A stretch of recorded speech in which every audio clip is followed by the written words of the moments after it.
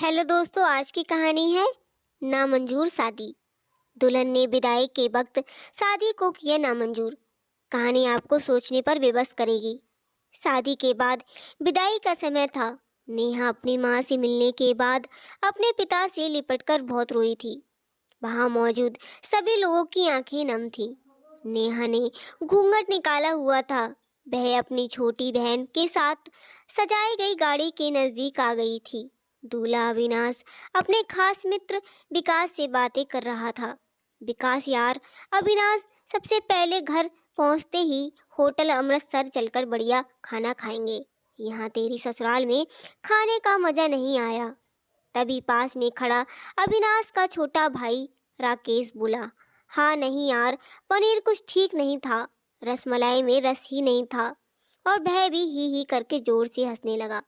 अविनाश भी पीछे नहीं रहा। अरे हम लोग अमृत बाग चलेंगे, जो खाना है खा लेना। मुझे भी यहाँ खाने में मज़ा नहीं आया, रोटियाँ भी गरम नहीं थीं। अपने पति में मुंह से ये सब सुनते ही नेहन, जो घूंघट में गाड़ी में बैठने ही जा रही थी, अब वापस मुड़ी। गाड़ी की फाटक को जोर बंद किया, घूंघट हटाकर अपने पापा के पास पहुंची। अपने पापा का हाथ अपने हाथ में लिया। मैं ससुराल नहीं जा रही पिताजी, मुझे ये शादी मंजूर नहीं। ये शब्द उसने इतनी जोर से कहे कि सब लोग हक्के बक्के रह गए। सब नज़दीक आ गए। नेहा ने ससुराल वालों को जैसे पहाड़ पर टूट आन पड़ा। मामला क्या था ये कि किसी को समझ नहीं आ रहा था। तभी नेहा के ससुर राधे श्याम जी ने आगे बढ़कर कहा, नेहा पूछा, नहीं लेकिन बात क्या है बहू? शादी हो गई, विदाई का समय है, अचानक क्या हुआ? तुम शादी को नामंजूर कह रही हो? अविनाश की तो मानो दुनिया ही लूटे जा रही थी। वह भी नेहा के पास आ गया। अविनाश के दोस्त भी सब लोग जानना चाहते थे, आखिर ऐन वक्त पर क्या हुआ था? दुल्हन ससुराल जाने से मना क्यों कर रही है? नेहा ने अपने पिता दया शंकर जी को हाथ पकड़कर कहा। नेहा अपने ससुर से कहा, बाबूजी, मेरे माता पिता अपने सपनों का मारकर हम बहनों को पढ़ाया लिखाया, काबिल बनाया। आप जानते हैं कि बाप के लिए बेटी क्या मायने रखती है। आपका बेटा नहीं जान सकता, क्योंकि आपकी कोई बेटी नहीं है। नेहा ने रोते हुए बोले जा रही थी।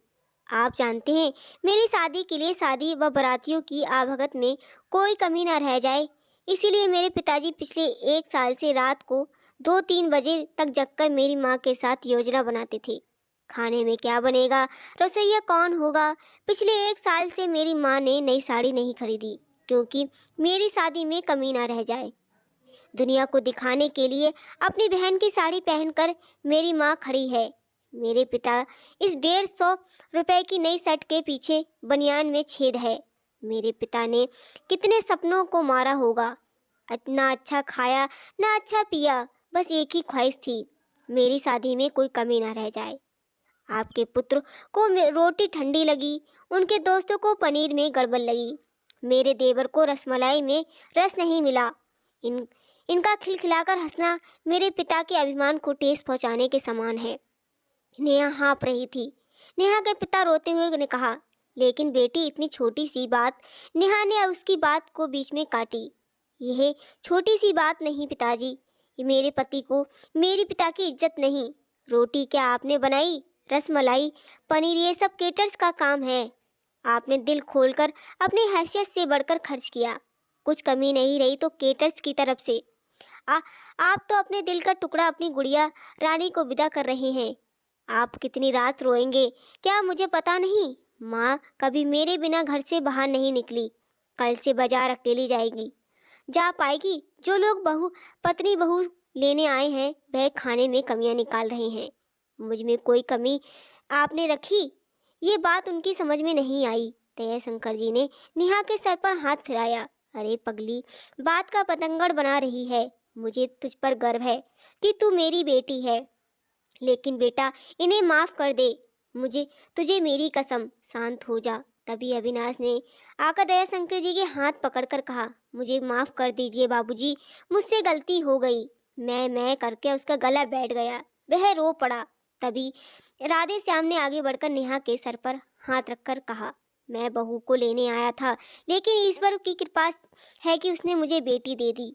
वह बेटी की अहमियत भी समझा दी।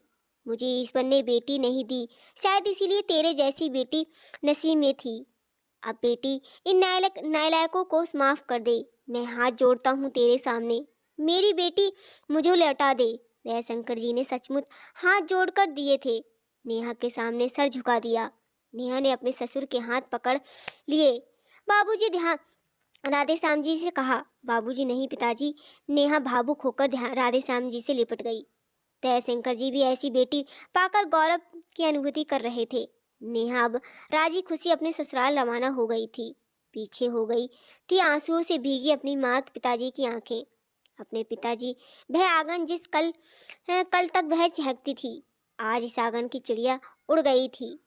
किसी ने दूर प्रदेश में किसी पेड़ पर अपना घरौंदा बनाएगी। ये कहानी लिखते वक्त मैं उस मूर्ख व्यक्ति के बारे में सोच रहा था जिसने अपनी बेटी को सर्वप्रथम पराया धन की संख्या दी होगी। बेटी माँ बाप का अभिमान व अनमोल धन होता है, पराया नहीं, पराया धन नहीं। कभी हम शादी में जाएं तो ध्यान रखें कि पनीर की सब्जी बनाने में पिता ने कितना कुछ खोया होगा, वह कितना कुछ रातें जगाई होंगी, अपना आंगन उजाड़ कर दूसरों का आंगन महकाया होगा। कोई छोटी बात पर नहीं खाने की कमियां न निकाले। अगर कहानी पसंद आई है तो कहानी को लाइक सब्सक्राइब करना ना भूलिएगा। हम आपको इसी तरह की कहानी अच्छी अच्छी पहुंचाते रहेंगे। धन्यवाद।